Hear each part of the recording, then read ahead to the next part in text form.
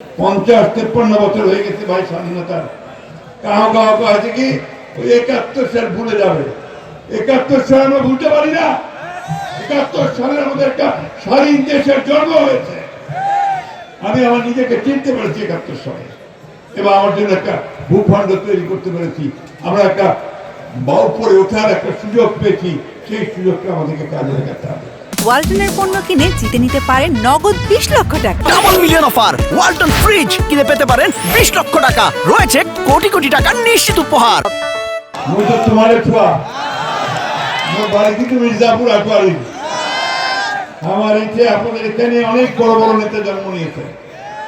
আমাদের মির্জা গোলাম আহমদ সাহেব চলে গেছেন, ব্যারিস্টার জমিদার সরকার এখনো আছেন, বয়স হয়ে গেছে, কিন্তু এখনো দেশকে ভালোবাসেন।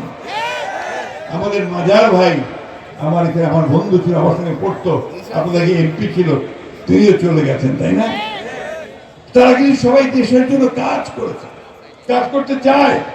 আমি বিশ্বাস করি আমাদের নওশাদ, আমাদের আজাদ, তারা দেশের জন্য কাজ করছে, দেশের জন্য কাজ করছে।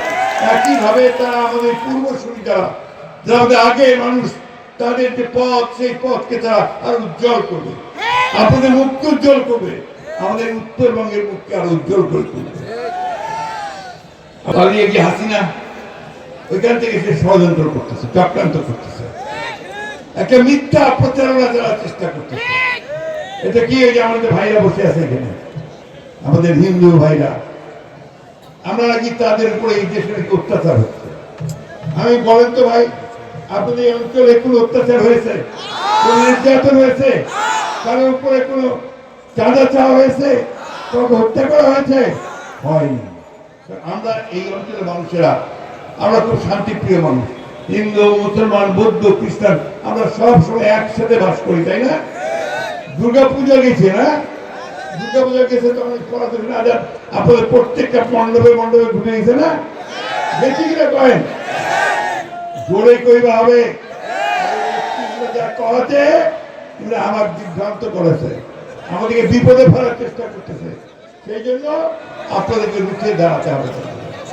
বন্ধুগণ, আমাদের এই অঞ্চলের লোককে ওই ইশরাক আসছে, ইঞ্জিনিয়ার ইশরাক, আমাদের খুব ঘনিষ্ঠ বন্ধু নেতা ফোকা সাহেবের ছেলে, ওই অঞ্চলের লোকের একটা কথা বলে, কি জানেন তো? বাহে।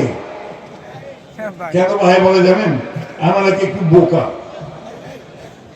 আসলে আমরা বাহে বোঝানো গর্ববোধ করি, আমরা মনে করি যে আমরা বাইরেই থাকবো ভালো, কিন্তু আমরা দেশকে তৈরি করবো, তাই না? আরেকটা কথা, অন্যায়কে আমরা কখনো প্রশ্রয় দিব না, অন্যায়ের পক্ষে আমরা থাকবো না, আমরা ন্যায়ের পথে থাকবো।